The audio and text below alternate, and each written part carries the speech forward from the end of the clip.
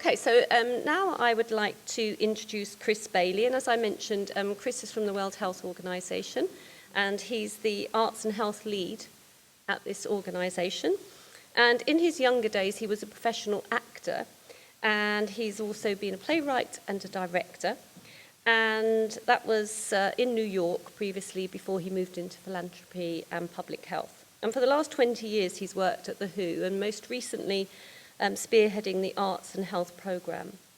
And at this organisation, Chris sets the research agenda and works with local communities and global media on promoting good health through and with the performing arts. And Chris is here today to give us a performance. Over to you, Chris. Thank you. You are my sunshine, my only sunshine. You make me happy when skies are gray. You'll never know, dear, how much I love you till you take my sunshine away. The other night, dear, while I was sleeping, I dreamt I held you in my arms. When I awoke, dear, I was mistaken. So I held my head and I cried, you are my sunshine, my only sunshine. You make me happy when skies are gray. You'll never know, dear, how much I love you. Please don't take my sunshine away. That was a song that my father sang to me every night before I went to bed, because I was afraid of the dark. I remember when I was in the ophthalmologist, I remember the doctors looking through this contraption into my eye at my optic nerve and hearing the sound of him gasping. And I asked what was wrong, and he said, I've never seen anything like this. You have lost 95% of the mass of your optic nerve. And I thought, okay, what does that mean? It means you have terminal glaucoma. You will never regain your sight.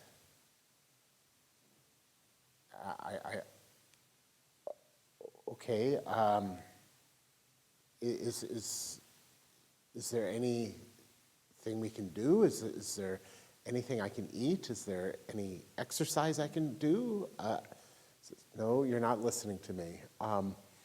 We will give you drops, beta blockers, that will reduce the ocular pressure to slow, or perhaps for a time, arrest further damage. But you are going to be blind for the rest of your life. Okay, but surely there's some kind of clinical trial out there to regenerate the optic nerve. There must be something we can do. And he said, I don't want you to be chained to the tyranny of hope. Are you telling me there's no hope? And he said, no, but the hope isn't magical thinking, wishing it would go away or wishing for a miracle. The hope is that you will change. I said, well, what do you mean by that? And he says, you're going to have to get the tinted lenses, which help bring out the details of what remains of your vision. You're going to have to get the cane. And I thought, no, that's not me. I mean, what else do you want? You want me to stand on the street corner with a tin cup selling pencils? I mean, what? That's not who I am. And he said, that's the hope. You have to transform. Well, I certainly wasn't ready to hear that, and I went back to my life thinking, well, I can just cope with this. And a number of weeks later, I came back for the follow-up, and he asked me, "What's on your forehead?" I said, "What do you mean?" And he brought in a mirror and tried to get me to see, on your forehead, there's a string of bruises, each of a different color, like a string of Christmas tree lights. I said, "Oh, well, yeah, this purple one, that's when I hit the corner of a kitchen cabinet, and the yellow one, that's when I tried to plug in an electrical plug into the socket and I hit my head against the wall, and this green one, that's when I ran into a lamppost, and this red one, that's when I fell down the stairs." And he said, "You have to get the cane." The reason why I'm telling this story is that I didn't know exactly what I was going to say today because I've never worked with renal patients. I haven't had that personal experience myself, but I was listening to William's poems, and I thought, maybe the core of what we're talking about here is hope, what it is and what it isn't. Hope can be a trap if it means that you hold on to something that doesn't deal with the reality of your situation. But hope can also be a pathway through uncertainty, being able to project a positive outcome where none seems apparent and find a way towards it. And it may or may not be successful, but it allows you to keep going. Virginia Woolf once said that illness is as much a part of the life course as health. It shapes us. It helps us become who we eventually are. It sculpts us.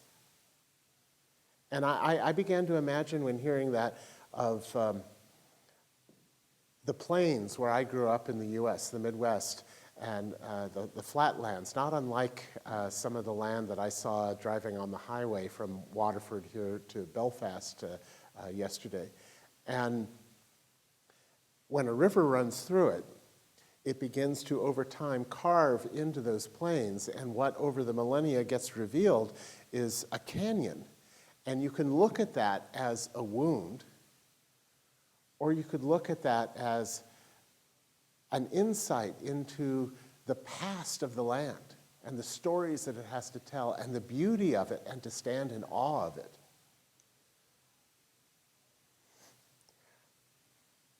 At WHO, in our work in arts and health, there are a number of different quotes that I use as touchstones. And they relate, I think, directly to some of what we heard from William.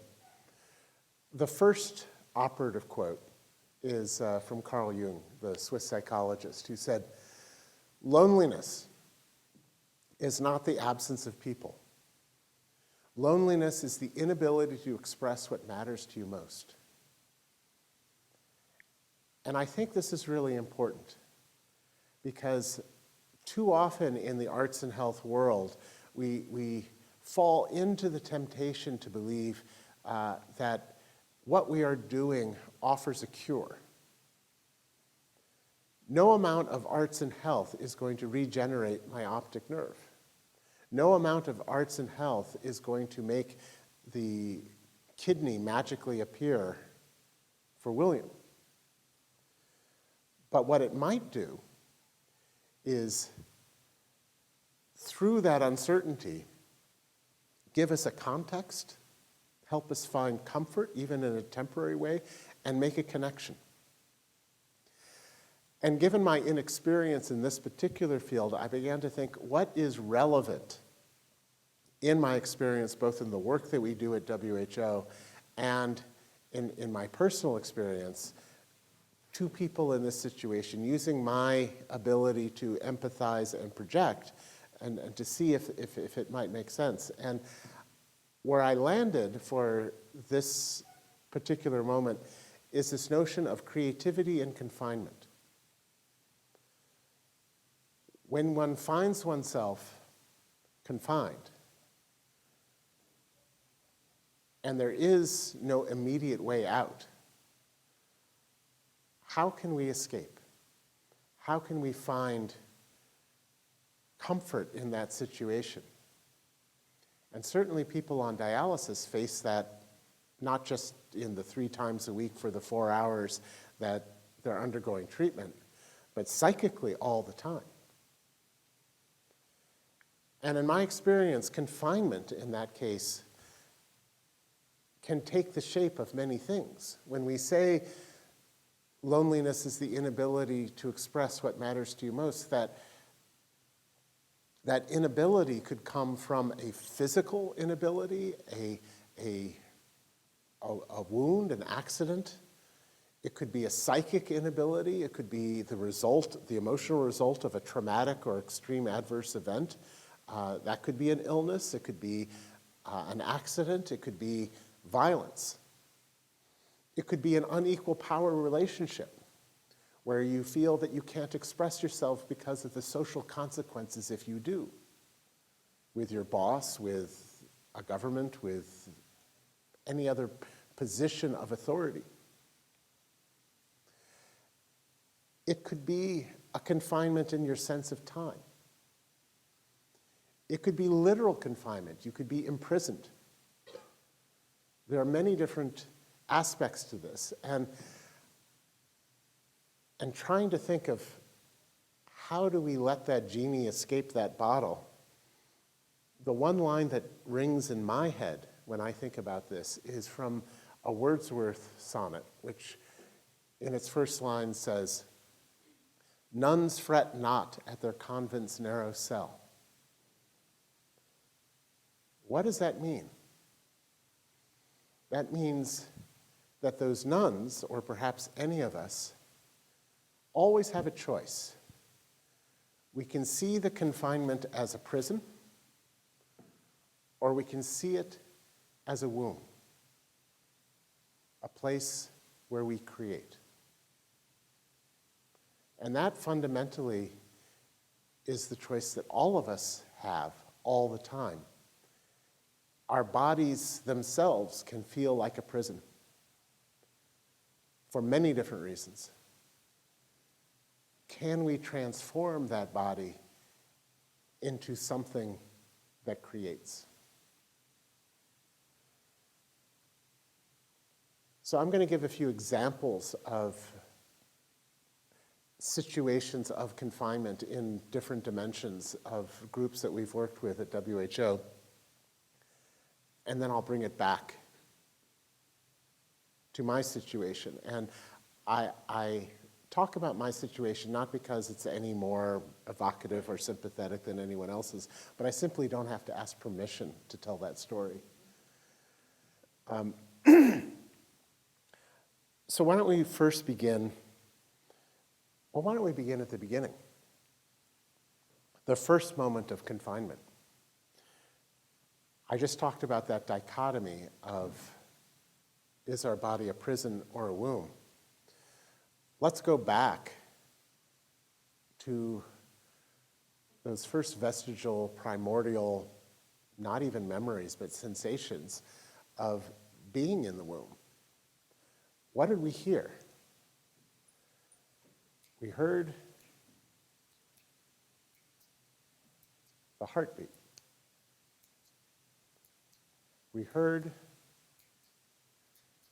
the rush of bodily fluids. And way in the background, we heard this murmuring, low voice of our mother and sometimes our father in the distance.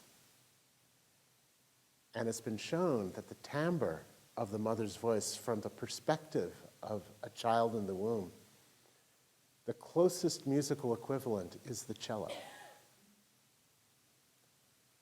And that's something I think about when I've been in situations in extremis of just listening to the cello and reconnecting with the comfort of my mother's voice. So we're in this darkened state.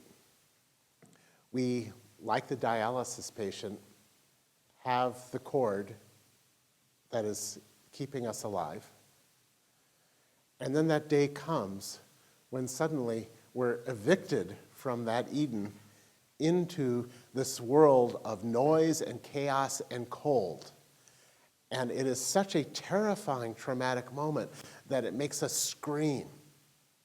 And that scream actually is the start of life, because it's that scream that kickstarts our respiratory system and our other systems that have been lying dormant. And now suddenly we have that chance to live in the outside world. And in that chaos of noise and smells and strange sensation and blinding light, suddenly there is a blanket that's wrapped around us. We are placed in these arms, and we hear that sound, but clearly, the sound of our mother's voice. And a breast touches our cheek, and a reflex kicks in, and we have our first moment of nourishment. And there's something in the arc of that first glance into the mother's eye where a change takes place. And in our midbrain, we develop the ability to feel the emotions of another human being. Now, this is a real thing. The ability to create mirror neurons, to empathize, is something that is solidified in that first contact, that moment. I probably don't need to tell this audience that. But what you may not be aware of is that in many maternity wards all around the world, there was a real problem of that moment getting interrupted. And it was causing all sorts of real concerns about the development of this generation of children. Can anyone name what that interruption was? It was the selfie. And so now maternity wards all over the world are banning cell phones because people were so busy trying to capture the moment of that first embrace of the child that the child missed that opportunity to bond with the mother, and potentially causing serious issues in terms of that child's emotional and intellectual development.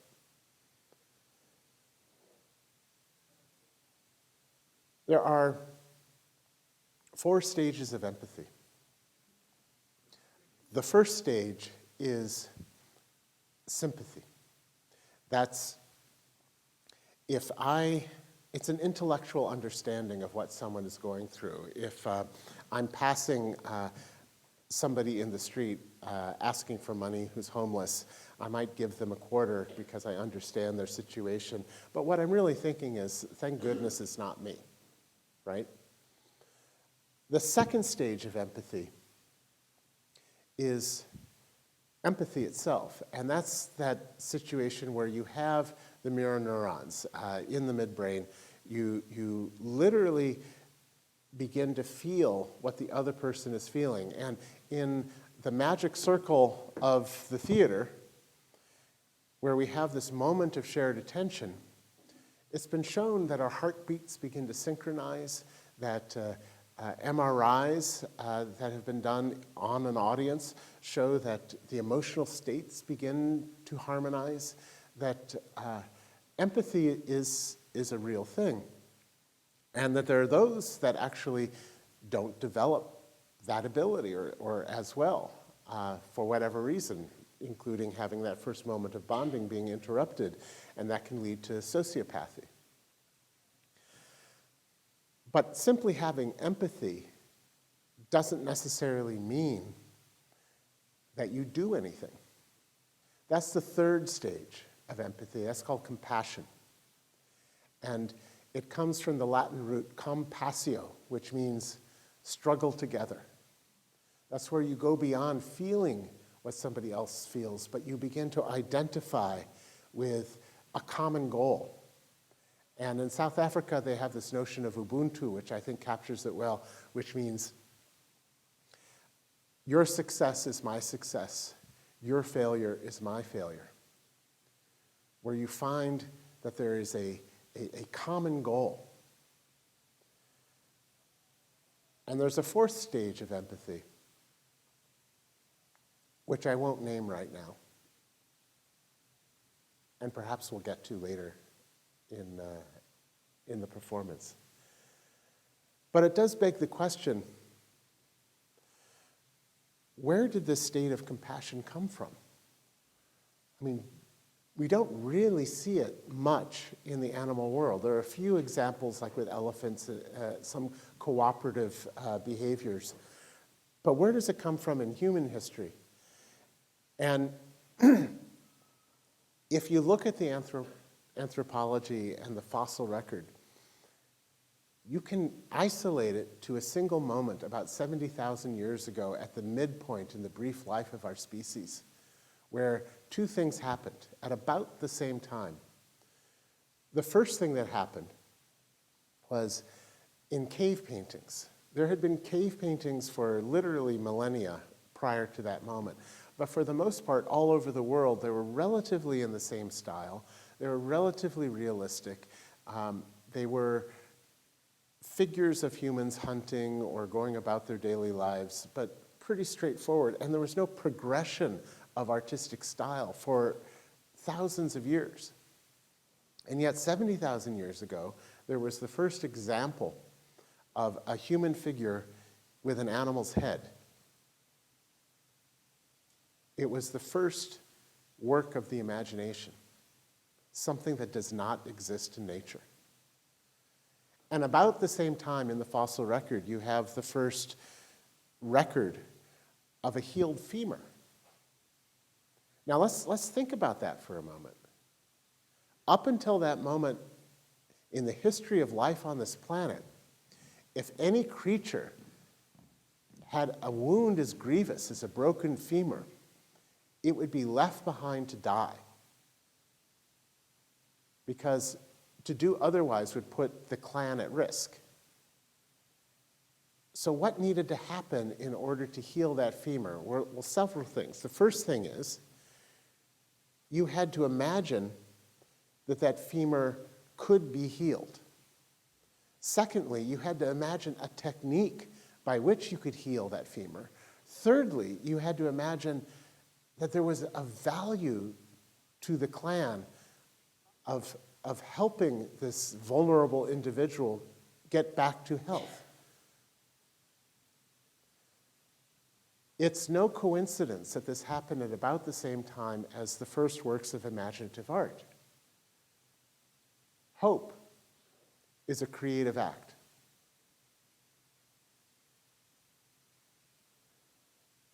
And the intersection of arts and health happened in that moment. In fact, the very first rituals, likely, were healing ceremonies, were performances, were athletic events, were political events. They were all the same thing. And they had one thing in common, this notion of compassion. So over the millennia, these ideas began to splinter off into separate categories for obvious reasons, but they still share some common DNA. So let's think about some examples around the world today of arts interventions and how people feeling trapped by their station in life, by their physical situation, by their medical situation, by their mental health situation, how they might use the arts to break free, to liberate themselves. There was a case in India, in Mumbai, of a project to use street theater to introduce the women of that area to health services. And the idea was that you would bring the women together and we would write a play together, and that would engage other women to learn about some of the health services that were available. And the women in particular were from the Dalit class, which used to be called the untouchable. It was the lowest class traditionally in in India, although that distinction is technically illegal. But the classes still remain in some people's minds. And as the women sat down and pieces of paper and pencils were handed out, even before any word was written, the stories began to come out. There was one woman who lifted up the piece of paper and held it out with an expression of disgust on her face. And we asked what was wrong, and she said, well, I'm a fishmonger. I wrap fish with paper. Why would I waste a perfectly good piece of paper by writing on it? And then over here, there was another woman who was clutching the pencil, and tears were streaming down her eyes.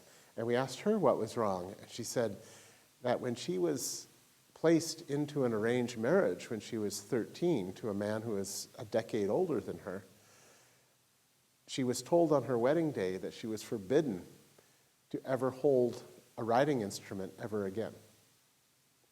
And that moment was the first time since her wedding day that she could hold a pencil. So the stories began to come out. Working on a project in northern Iraq with women who had been liberated from captivity there during the Daesh occupation, otherwise known as ISIS. Many of them had been in extreme situations. And in fact, when I was first approached as WHO to be involved, I was sent the project. It was a cultural archival project that Google is a partner. You can actually look it up online. And I saw that their intention was to hire professional photographers and anthropologists and psychologists and this and that to try and work with the women and capture the aspects of their culture that was on the verge of being eliminated. Because, of course, in any genocidal situation, it's not just the people that you eliminate, it's any vestige of identity, of culture. And I read through this, and they asked me, so what do you think? Can you be involved? And I said, well, I think it's great. I can't wait to see the results, but no, I don't think I can be involved. And they said, well, why? What would we need to change for you to be involved? And I said, well, it's really sort of simple. Don't hire a professional photographer. Give the cameras to the women. And they said, okay, but they aren't trained photographers. I said, train them, or not. It doesn't matter. But by bringing in a photographer, these people have been objectified quite traumatically. You're just objectifying them again. You know, let them tell the story that matters to them most. And the result was not just archiving a now distant past, but they began to imagine what their identity could be in the future. It gave them a path towards their transformation, which suddenly they became in charge of. You know, when we talk about the healing power of the arts, again, we're not talking about a cure. It doesn't make the traumatic event go away. We're talking about healing. The arts may not arguably cure much at all, but they help us curate our lives. When we see the chaos and the uncertainty, rather than passively sitting back, we begin to imagine what are the possible ways forward. And it may be in the metaphor of the fight, or it may be in the metaphor of acceptance, of transformation. But whatever is meaningful to you, that's what you discover. When I lost my sight, it was like the world ended for me, because in our modern society, 80% of the way we interrelate with the world is visual. So when you lose that, it's literally like a death. And like a death, I went through the same stages of denial, of anger, of grief, of bargaining. And at one point, I just looked up at the sky and I literally yelled up to the clouds, "Why me?" And in my mind, I heard this booming voice yell back, "Why not you?" And I didn't really have an answer to that question.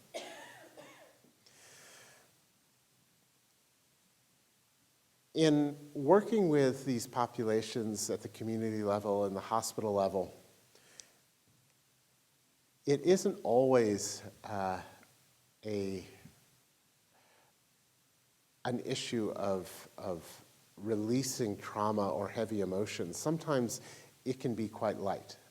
There was an example with a group called the Elderflowers, a group of clinical clowns in Scotland. And in that situation, you're in an elder home, and this was before the pandemic. And you had a population in the late stages of dementia, and the television was on. Nobody was particularly paying attention. It was just sort of filling the room with noise. And the patients weren't particularly interacting with each other. And when the clown came out, the clown first had to get their attention. And one of the ways that they did it was the clown just began to cry. And a few of the patients noticed, and finally one of them asked, "What's wrong?"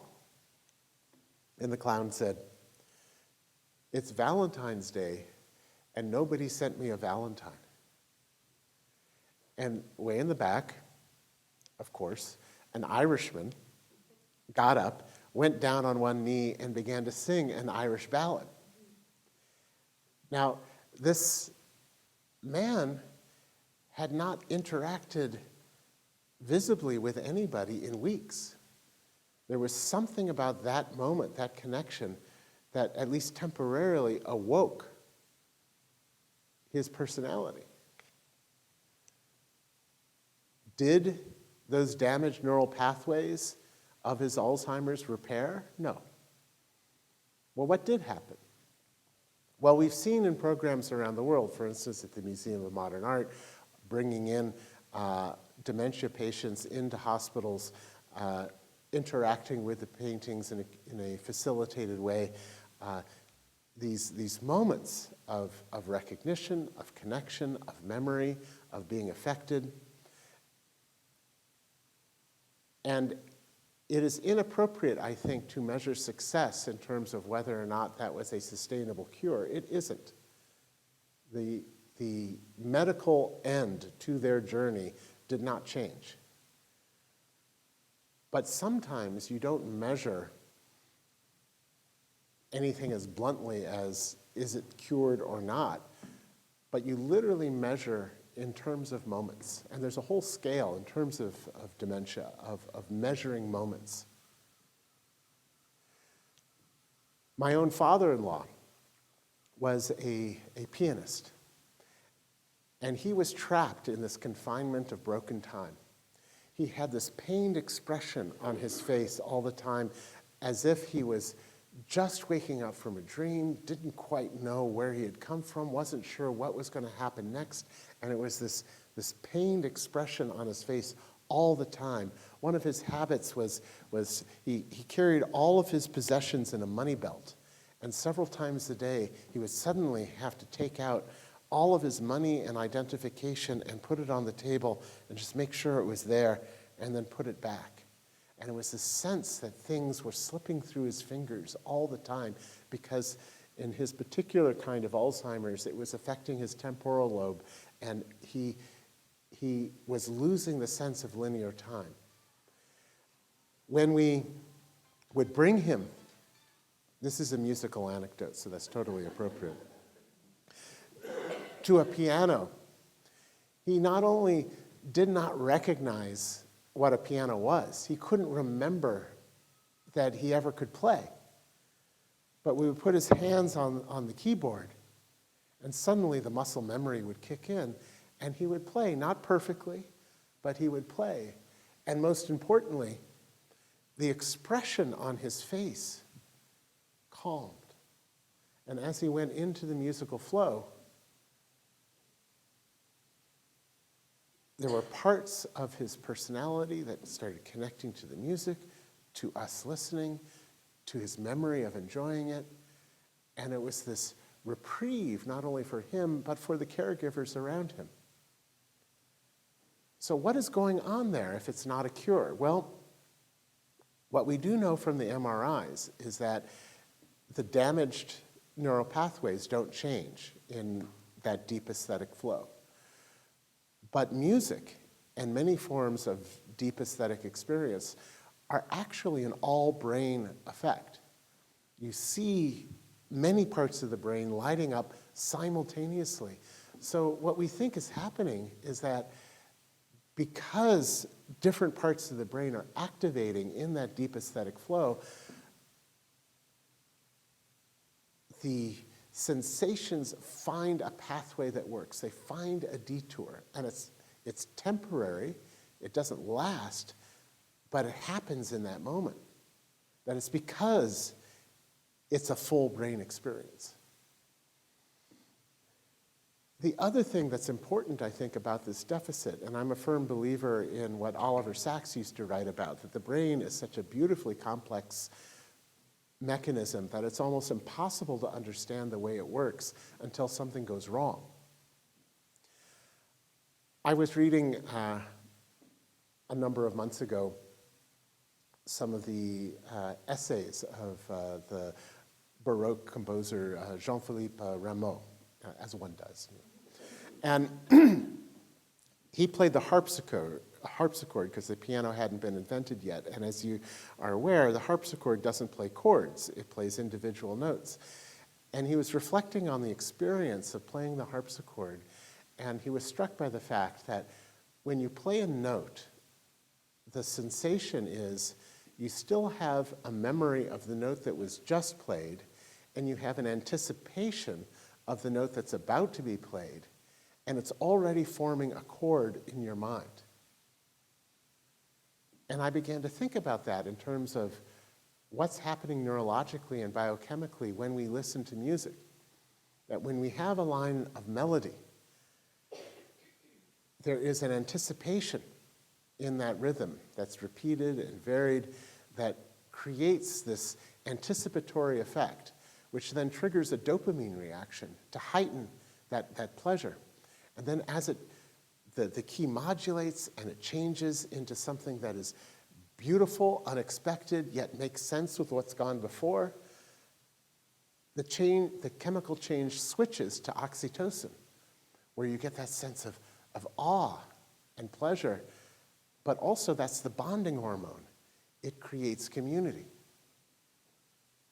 So there's a very real reason why when we have singing groups of people who find themselves confined in care homes or hospitals or whatever situation, that you can find these communities emerging.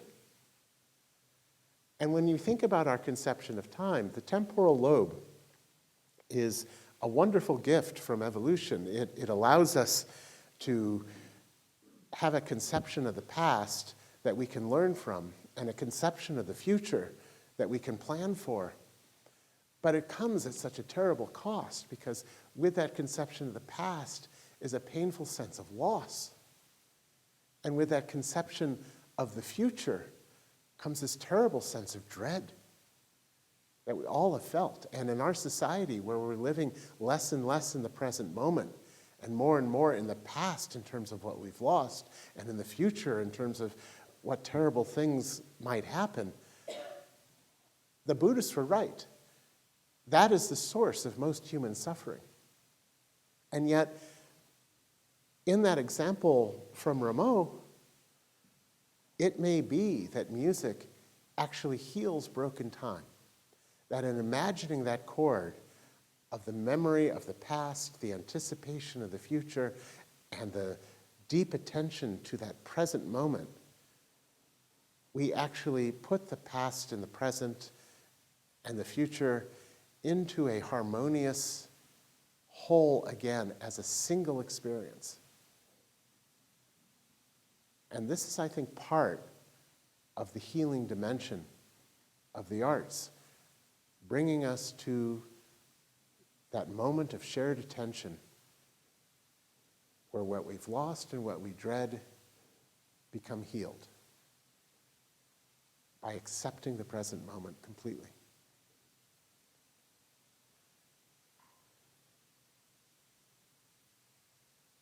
I mentioned music, and I'll talk a little bit, since we have some academics in the audience as well, about what WHO does in this space. There is a virtuous triangle of the research to practice to policy triangle. How does that work for us? There was a program in the UK, a small program called Music for Mums, where we worked with a small group, wasn't a huge sample size, of some young women who were experiencing postpartum depression. And even though it was a small group, it was a controlled trial. We had some of the mothers working in play groups with other mothers, and others working in group singing groups. And what was interesting is that in the play group, there was no diminishment of the symptoms, very little. And yet in the singing group, there was, and it was sustained. And we found that so promising that we established different national pilots in Romania, in Denmark, in Italy, to see if we can move it into another cultural context and to see if it could work at scale. And as it turned out, it seems to be working to the point where when the data actually gets revealed and comes out in the fall, we have the EU standing by to roll it out across the region and perhaps through WHO the world. But what was interesting to me about this is that most of the measures in this case were deficit measures. They were reduction of symptoms. And yet, when we started talking to the women involved, we started asking questions like, do you see after the exercise, the trial, do you keep in contact with the other women? Oh yes, we're still singing. We still meet every week. And I just began to think, we're measuring the wrong things. It's not about just symptom reduction. It's about building community. And I began to think about the WHO definition of health. In our 1947 Constitution, health is not merely the absence of disease and infirmity, it's the attainment of the highest level of physical, mental, and social well-being. And when you think about that in context, then suddenly the arts, we can have a more intuitive understanding of the benefits it brings. And our definition of mental health is a corollary to that. It too says that mental health is not merely the elimination of symptoms and conditions of mental illness. It's being able to answer the following questions. Can we cope with the everyday stresses of life? Can we practice our abilities to the highest individual level? Can we be productive? Can we participate in a community? Can we find moments of joy? And if the answer to these questions are yes, then we have mental health regardless of what diagnoses we may or may not have. And if we look hard enough, we all have them, increasingly so. And when we talk about this with people with mental health conditions, like depression, let's say, it's this sense of relief, because depression, it can be medicated, but arguably, in many cases, it cannot be cured. And so there's the sensation of, oh, I'm not trying hard enough. Oh, I failed. But if we change the frame of success and say, actually, can you cope?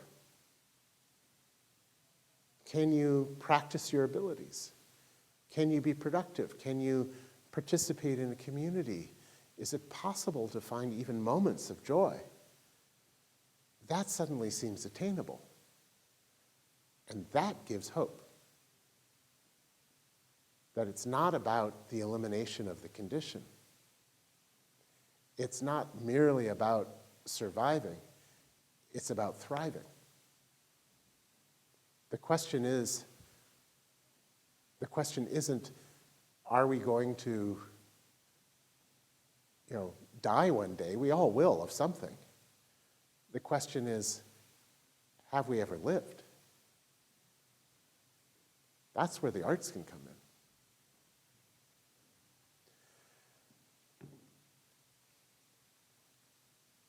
I had an interesting conversation with Claire, who's in the audience today, who's running the Rialta program in Waterford, and she talked about a dialysis patient that she knew who wrote a wonderful book on the subject, and it was all from the point of view of her dog. And it was sort of her dialysis journey, but as told from the perspective of the dog. And we had this conversation in the lunch right before this, and it just struck me because one of the things that happens when you're in a hospital setting is this sense of dissociation. And in fact, it happens in any traumatic situation. If you've been the victim of violence, there's often a sensation of your body no longer being a safe place and your spirit fleeing. When I was admitted to the hospital, I was diagnosed with cancer and given a 50% chance of surviving the year. Spoiler alert, I lived. But when I woke up from that operation, I literally felt like my spirit was on the ceiling, and I was looking down on things. And what happened when the doctor came in to tell me the results of the surgery and what had happened, I looked out at the trees outside the window and I saw some living things. I saw a painting on the wall that was a moment of focus that my consciousness could anchor to. His words I didn't understand. It was all wah, wah, wah, wah. But when his hand touched my shoulder and I could feel the warmth of his palm, I began to feel a connection. And all of these things were tethers to begin to coax my spirit back into my body as a safe place. When I worked with women who have experienced some form of violence, they too described their bodies not being a safe place. And using dance, using music to literally begin to take repossession of the space within our bodies, the space around us, and to make it safe again for our spirits to return. Children, one of the reasons why I think they respond to healthcare clowns is that the comedic language of the clown is all about dissociation. The hand begins to have a different personality. And the children and the patients understand that intuitively. Last August, I was working with a refugee population of Ukrainians in Moldova. And there was Red Noses International were there.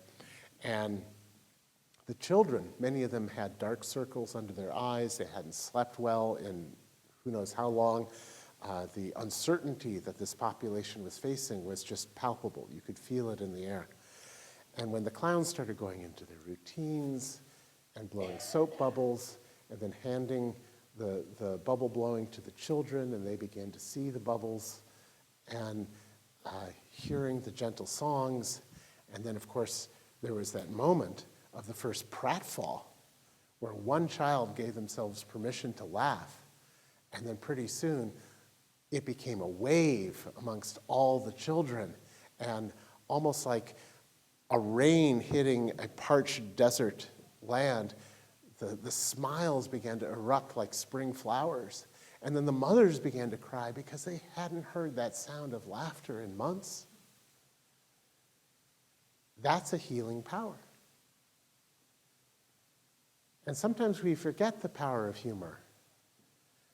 Humor, anthropologically, comes from our deep primate past. And there was an article in Nature just a few weeks ago describing this, of how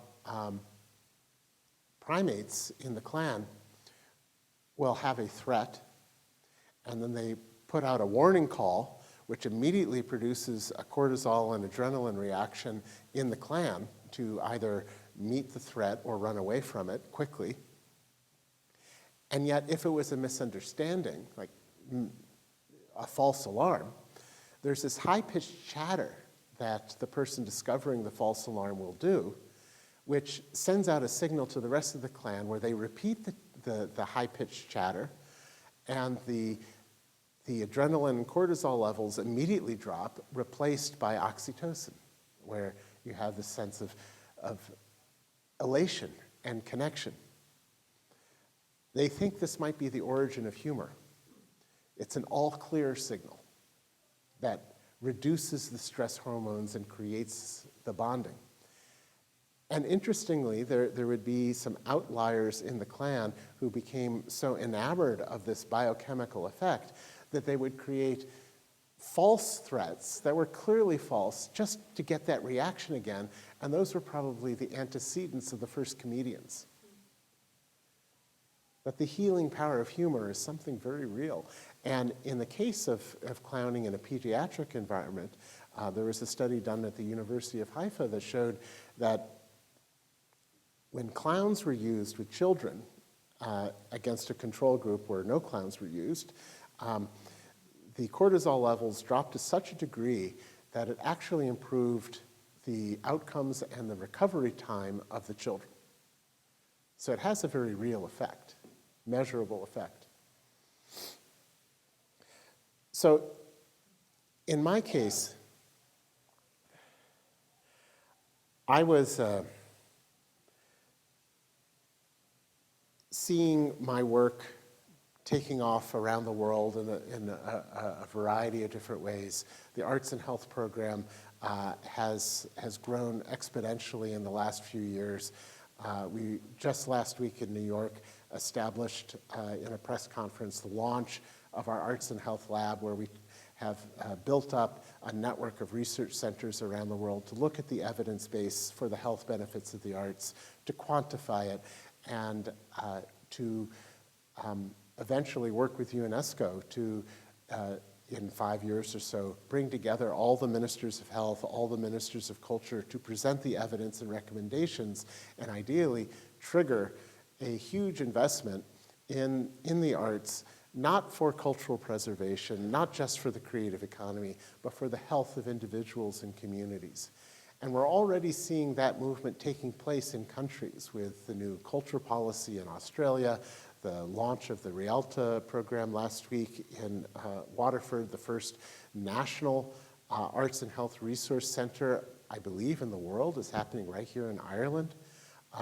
Last September in the United States, Joe Biden's administration issued an executive order for an all-of-government approach to cultural institutions, including the arts, museums, performance centers, and libraries, specifically for the health of communities, in the very first line of that executive order. So the change is beginning to happen. And in all of this, I'm feeling, very encouraged by the work, very proud to be playing a small role in it, and yet at the same time, I'm feeling this deep sense of, I wish I could enjoy it. Because when I work with these museums on the Dementia Project, or helping a museum reframe its mission statement to include wellness for the first time, to move it from a citadel of elitist art collections to an actual community center for the health of communities. I do feel a sense of pride and gratitude in that, and yet I couldn't bring myself to go into the museums because it was too painful, because it had given me so much pleasure. And to not be able to see the paintings anymore was too hard for me. So, although intellectually I understood what we were doing and I knew it was beneficial, increasingly so from the evidence, I didn't feel like I was benefiting. When my program first started, I got an initial grant from the Wellcome Trust to do the preliminary research that eventually got fed into the 2019 report that came out of UCL, that the WHO report on the evidence base for the health benefits of the arts. It was complementary, sort of an antecedent to that. And when the Wellcome Trust asked me to come in and present the evidence of that, the results of that, at the 11th hour, I just thought, I can't do this in a PowerPoint. I can't even read computer screens anymore. I have to do this in the form of a performance with stories, with song, etc. And so before any performance, I often like to walk in the streets and listen to music just to prepare myself. And that day was right before the lockdown. I was in London, and there was a noontime concert at St. Martin in the Fields, so I wanted to go there. And I'm walking through Trafalgar Square, and there was a huge crowd of people there as usual. And suddenly, I start getting beaten about on either side by the crowd, and I become disoriented and turned around, and my heart begins to race, I'm sweating, and I'm realizing I'm having a panic attack. And I desperately just try and get out of the crowd, and finally I get washed ashore on the wrong side of Trafalgar Square.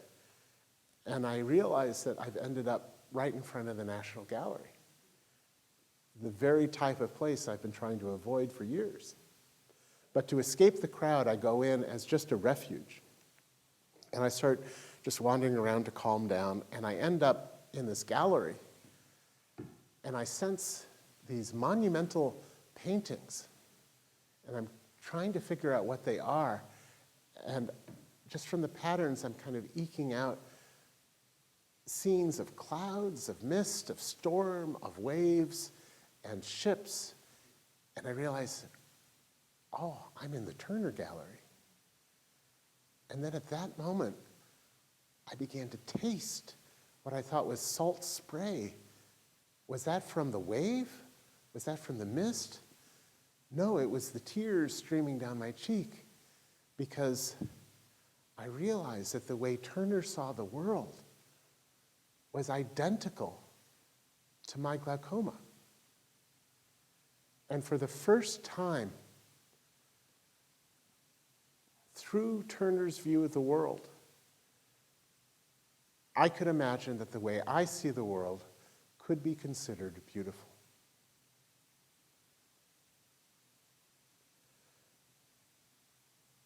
Just as you willingly close your eyes to better savor a glass of red wine, just as you willingly close your eyes to better embody a beautiful piece of music, just as you willingly close your eyes to better trace the gentle slope of a lover's forearm, so too do I now accept the closing of my eyes to better share this moment with you.